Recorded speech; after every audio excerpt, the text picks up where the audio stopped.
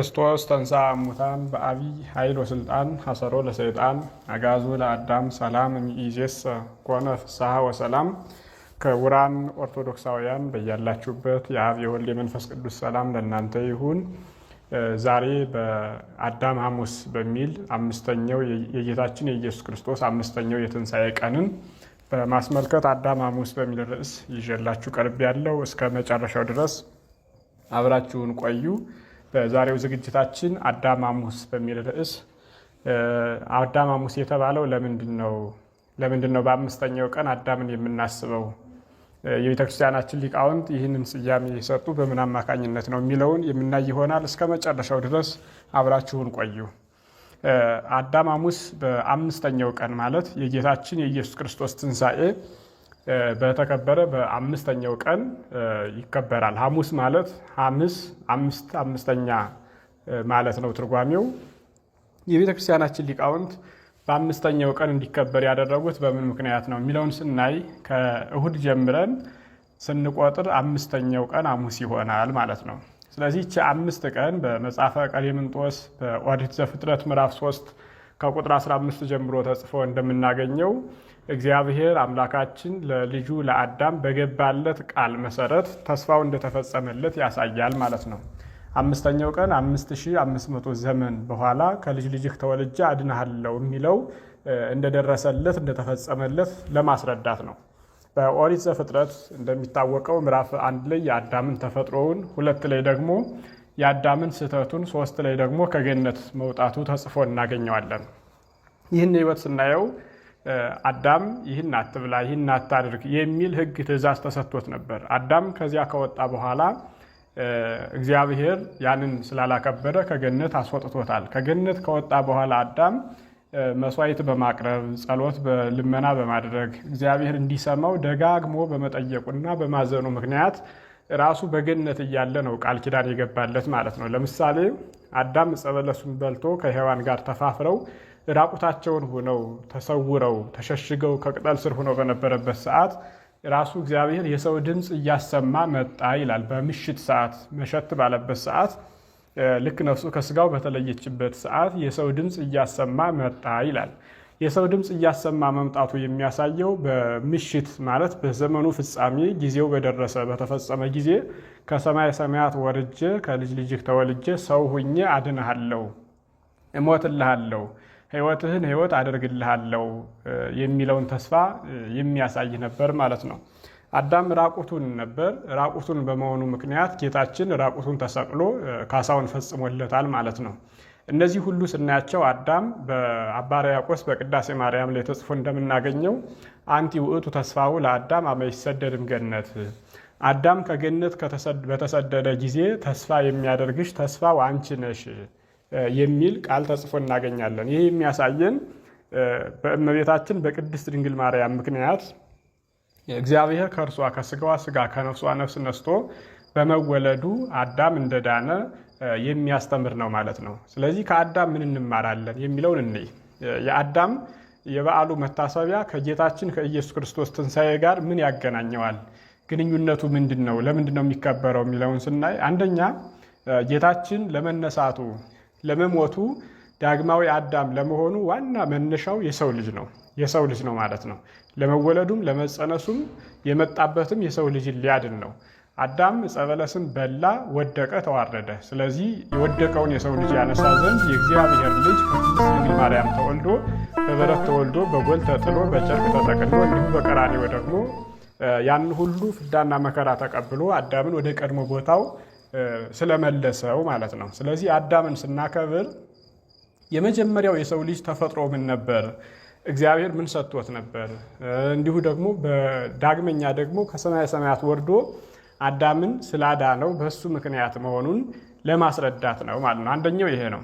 ሁለተኛው ደግሞ ከአዳም የምንማረው ምንድን ነው የሚለውን ስናይ እግዚአብሔር የሰጠንን ጸጋ ማወቅ እንዳለብን ያስተምረናል። ክቡራን አድማጮቻችንና ተመልካቾቻችን ሁላችሁም በያላችሁበት እግዚአብሔር ለእያንዳንዳችሁ የሰጣችሁ መክሊት፣ የሰጣችሁ ተስፋ፣ የሰጣችሁ ጸጋ አለው።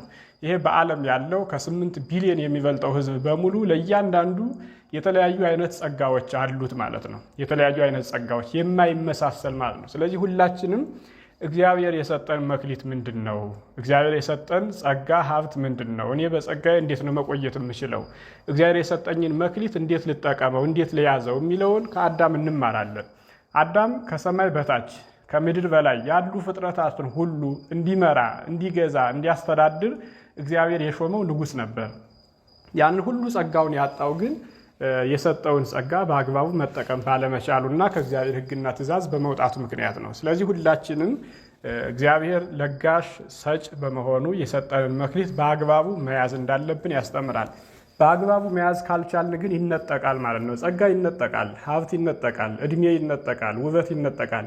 እግዚአብሔር የሰጠውን ነገር በሙሉ መልሶ መውሰድ ማንሳት ይችላል። መቼ ነው የሚወስደው? መቼ ነው የሚያነሳው? የሚለውን ስናይ እግዚአብሔር በሰጠን ጊዜ አክብረን ካልያዝ ነው ሊሰራበት ለሚችለው ይሰጠዋል ማለት ነው። በማቴዎስ ወንጌል ምዕራፍ 25 ከቁጥር 10 ጀምሮ ስናነብ የምናገኘው አለ። አንድ ባለጸጋ ለ3 አግብርት ወይም ደግሞ አገልጋዮቹ መክሊት ሰጥቷቸዋል። ለ5 የተሰጠው አለ፣ 2 የተሰጠው አለ፣ 1 የተሰጠው አለ። መጨረሻ ላይ ሲመጣ ያልሰራበትን 1 የተሰጠውን እሱን ወስዳችሁ 5 ለሰራው ወይም 10 ላደረገው ስጡት አላቸው ነው የሚለው። ስለዚህ ለእኛ የተሰጠንን ገንዘብ በአግባቡ መጠቀም ካልቻልን፣ ሰዎችን የማንረዳበት ከሆነ፣ የተሰጠንን ስልጣን በአግባቡ ሕጉ የሚለውን የማንሰራበት ከሆነ እግዚአብሔር መክሊቱን ያነሰዋል ማለት ነው።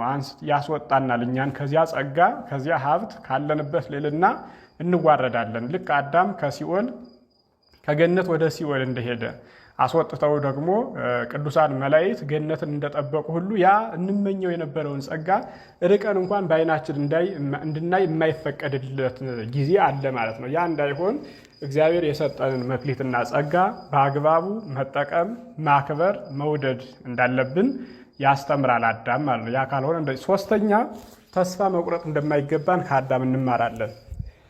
ተስፋ እንደሚታወቀው የሃይማኖት እስትንፋስ ተብሎ በነገረ መለኮት ሊቃውንት ይታወቃል። ተስፋ የሌለው የትኛውም ሃይማኖት ተስፋን ይሰብካል። የትኛውም የስነ ልቡና አስተማሪ ተስፋን በዋናነት የትምህርት መጀመሪያው ነው የሚያደርገው።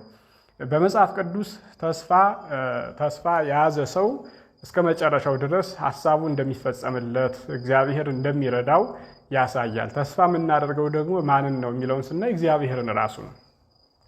እግዚአብሔር በእኛ በሰው ልጆች ተስፋ ቆርጦ አያውቅም። ተስፋ የማይቆርጠው ወድቀን እንኳን ኃጢአተኞች ሁነን በደለኞች ሁነን ሳንሰራ አቅመቢሶች ሁነን በራሱ እግዚአብሔር በእኛ ተስፋ ስለማይቆርጥ መምህራንን ይልካል፣ ሊቃውንትን ይልካል፣ አባቶችን ይልካል። መጻሕፍት የሚጽፉ የሚያስተምሩ የሚያብራሩ ክንውኖች፣ ድርጊቶች ሁሉ እኛን እንዲያስተምሩ ይላካሉ ማለት ነው። ይሄ ምንድነው? እግዚአብሔር በእኛ በሰው ልጆች ተስፋ አይቆርጥም ማለት ነው።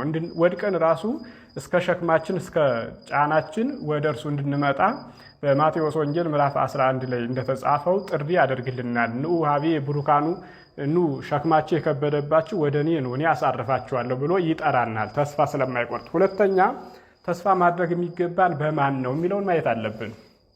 በነቢዩ በዳዊት መዝሙር 22 ላይ ተጽፎ እንደምናገኘው ኪያከ ተወከልኩ፣ በአንተ ታምኛለሁ፣ አንተን ተስፋ አደርጋለሁ፣ አኮኑ ተስፋ እግዚአብሔር ተስፋ አይደለምን ይላል። የሰው ልጅ ተስፋ ሊያደርግ የሚገባው ቤተሰቡን፣ ዘመዶቹን፣ ገንዘቡን፣ ጉልበቱን፣ ዘሩን፣ ወገኑን፣ እድሜውን፣ ውበቱን ሊሆን አይገባውም። ጥበቡን ሁሉ ሊሆን አይገባውም። ተስፋ ልናደርገው የሚገባው አቅም ያለውን ችሎታ ያለውን ማዳን መግደል የሚቻለውን እግዚአብሔርን ነው። አዳም ተስፋ ያደረገው እግዚአብሔርን ነው። እግዚአብሔርን ተስፋ ስላደረገው ቢዘገይም በጊዜው መጥቶ አድኖታል ማለት ነው። 5500 ዘመን በሙሉ ሲጠብቅ አዳም ተስፋ አልቆረጠም ማለት ነው። ስለዚህ ሁላችንም አንዳች ነገር እግዚአብሔርን ለምነነው ባይፈጸምልን እንኳን ነገ እንደሚፈጸም እርሱን ተስፋ አድርገን መጠበቅ እንዳለብን አዳም ያስተምረናል ማለት ነው። ክቡራን አድማጮችና ተመልካቾች ሰብስክራይብ፣ ሸር፣ ላይክ በማድረግ ለሌላው ተደራሽ እንዲሆን መልእክቴን አስተላልፋለሁ። ሰላም እግዚአብሔር ከሁላችን ጋር ይሁን። ሰላም ቆዩ።